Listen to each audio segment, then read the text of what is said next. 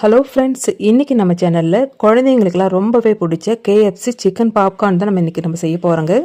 KFC chicken popcorn நம்ம கடையில் வாங்கும்போது அதிக காசு கொடுத்து நம்ம வாங்கணுங்க. வெறும் 100 ரூபாய் இருந்தாலே போதுங்க. நம்ம வீட்லேயே ரொம்ப சூப்பராக அதே டேஸ்ட்டில் செஞ்சிடலாம். ஒரு தடவை குழந்தைங்களுக்கு செஞ்சு கொடுத்தீங்கன்னா வாரமும் எனக்கு இதே செஞ்சு கொடுங்கன்னு சொல்லிட்டு ரொம்பவே அடம்பிடிப்பாங்க. அந்த அளவுக்கு நல்லா டேஸ்ட்டாக இருக்குங்க. கேஎஃப்சி கடையில் சிக்கன் பாப்கார்ன் எந்த அளவுக்கு டேஸ்ட் இருக்குமோ அதே டேஸ்ட்டில் தான் நம்ம இன்றைக்கி செய்ய போகிறோம்.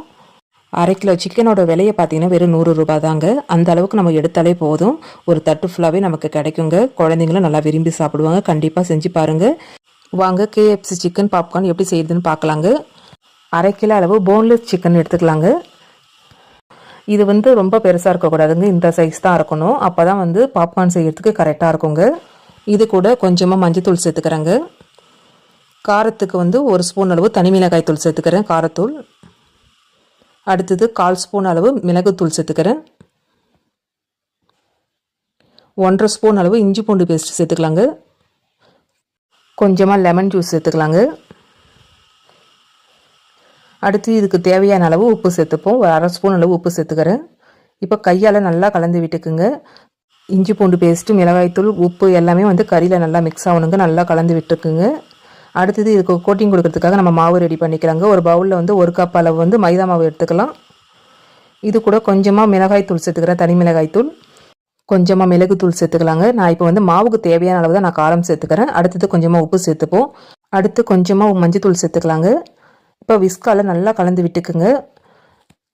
நல்லா கலந்து விட்ட பிறகு தண்ணியை கொஞ்சம் கொஞ்சமாக ஊற்றி ஒரு தோசை மாவு பாத்திரத்துக்கு நல்லா கரைச்சி எடுத்துக்கணுங்க. ரொம்பவும் தண்ணியாகவும் இருக்கக்கூடாது, ரொம்பவும் கெட்டியாகவும் இருக்கக்கூடாதுங்க. நான் கரைச்சி காமிக்கிறேன். அந்த பதத்துக்கு நம்ம மாவு ரெடி பண்ணி எடுத்துக்கணும். பாருங்கள், இந்த அளவுக்கு நம்ம மாவு ரெடி பண்ணி எடுத்துக்கணுங்க. ரொம்ப தண்ணியாக இருக்கக்கூடாது. இப்போ நம்ம காரம் போட்டு வச்சு சிக்கனை இதனோட சேர்த்துப்போங்க. சிக்கனை சேர்த்த பிறகு அந்த மாவில் நல்லா கோட்டிங் பண்ணி விட்டுருங்க. ரொம்ப கலந்து விட்டுறாதீங்க. அப்புறம் காரம்லாம் அந்த மாவில் இறங்கிடும். ஒரு சின்ன ஸ்பூனால் மாவு எடுத்து இது சிக்கன் மேலே அப்படியே நல்லா ஃபில் பண்ணி விட்டுக்குங்க. ஒரு கோட்டிங்காக தான். நமக்கு எண்ணெயில் பொரித்து எடுக்கும்போது நல்லா ஒரு பைண்டிங் கொடுக்கும். 1/2 மணி நேரம் நல்லா இந்த மாவில் சிக்கன் நல்லா ஊறட்டுங்க. 1/2 மணி நேரம் ஊறின பிறகு நம்ம பார்ப்போம். 1/2 மணி நேரம் ஆயிடுச்சுங்க. இப்போ ஓப்பன் பண்ணி பார்க்குறேன். நல்லா மாவு இந்த சிக்கனில் நல்லா ஊறிடுச்சிங்க. அடுத்தது மேல் கோட்டிங்காக ஒரு மாவு ரெடி பண்ணிப்போங்க. ஒரு நல்ல அகலமான பாத்திரத்தில் 1 கப் அளவு மைதா மாவு சேர்த்துப்போம்.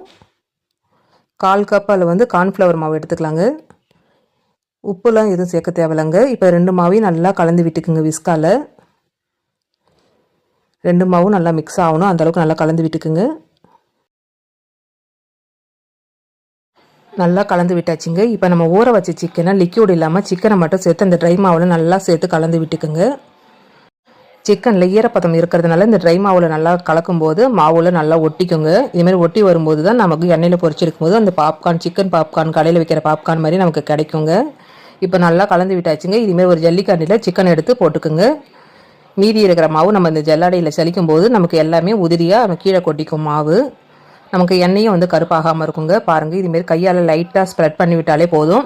சிக்கனில் எக்ஸ்ட்ரா இருக்கிற மாவுலாம் இதுமாரி தட்டும் போது கீழே விழுந்துருங்க. நமக்கு எண்ணெயில் பொரிக்கும் போது எண்ணெயும் கருப்பாகாமல் இருக்குங்க. இதே மாதிரி ஜலிக்கும் போது தேவையில்லாத மாவுலாம், எக்ஸ்ட்ரா உள்ள மாவுலாம் கீழே கொட்டிடும் பாருங்கள். இப்போ நமக்கு சிக்கன் பாப்கார்ன் நமக்கு ரெடி ஆயிடுச்சுங்க. இப்போ இது எண்ணெயில் பொரிச்சு எடுத்துடலாம். எண்ணெயை சூடு பண்ணிக்கலாங்க. எண்ணெய் மிதமான சூட்டில் இருக்கும்போது நம்ம சிக்கன் பாப்கார்னை பொரிச்சு எடுத்துடலாங்க. அடுப்பை மிதமான தீயில வச்சுட்டு பொரிச்சுக்குங்க. அப்போ தான் உள்ளுக்குள்ளேயே நல்லா வெந்திருக்கும். அடிக்கடி இதுமாரி கலந்து விட்டுக்கிட்டே இருங்க. அப்போ தான் எல்லா பக்கமும் நல்லா வெந்திருக்கும். இது வேகிறதுக்கு ஒரு 6லேருந்து 7 நிமிஷம் தேவைப்படுங்க. நல்லா கலர் மாறிடுச்சு பாருங்கள். இப்போ நம்ம எடுத்துடலாம். இதே மாதிரி நம்ம மீதி இருக்கிற சிக்கனையும் நம்ம பொரிச்சு எடுத்துடலாங்க. நமக்கு கடைகளில் கிடைக்கிற அதே கிறிஸ்பியான மொறு சிக்கன் பாப்கார்ன் நமக்கு ரெடி ஆகிடுச்சுங்க. இது சாப்பிட்றதுக்கு கேஎஃப்சி கடையில் சாப்பிட்ற அதே டேஸ்ட்டில் தான் நமக்கு கிடைக்கும். வெறும் 100 ரூபாய் இருந்தாலே போதுங்க. 1/2 கிலோ சிக்கன் எடுத்திங்கன்னா வீட்டில் இருக்கிற பொருளை வச்சு ஒரு கிறிஸ்பியான மொறு சிக்கன் பாப்கார்ன் எப்படி செய்யறதுன்னு இந்த வீடியோவில் பார்த்தோம். கண்டிப்பாக செஞ்சு பார்த்துட்டு எனக்கு ஃபீட்பேக்கை கமெண்ட்டில் சொல்லுங்கள். அதிக காசை கொடுத்து கடைகளில் வாங்காமல் வீட்டிலேயே செஞ்சு பாருங்கள். இந்த வீடியோ உங்களுக்கு பிடிக்கும்னு நினைக்கிறேன். பிடிச்சிருந்தால் லைக் பண்ணுங்கள், ஷேர் பண்ணுங்கள், கமெண்ட் பண்ணுங்கள். மறக்காமல் நம்ம சேனலை சப்ஸ்கிரைப் பண்ணிக்கோங்க. பக்கத்தில் இருக்கிற பெல் ஐக்கானையும் கிளிக் பண்ணுங்கள். அப்போ தான் நான் அடுத்தடுத்து போடுற வீடியோ உங்களுக்கு நோட்டிஃபிகேஷனாக வரும். நன்றி, வணக்கம்.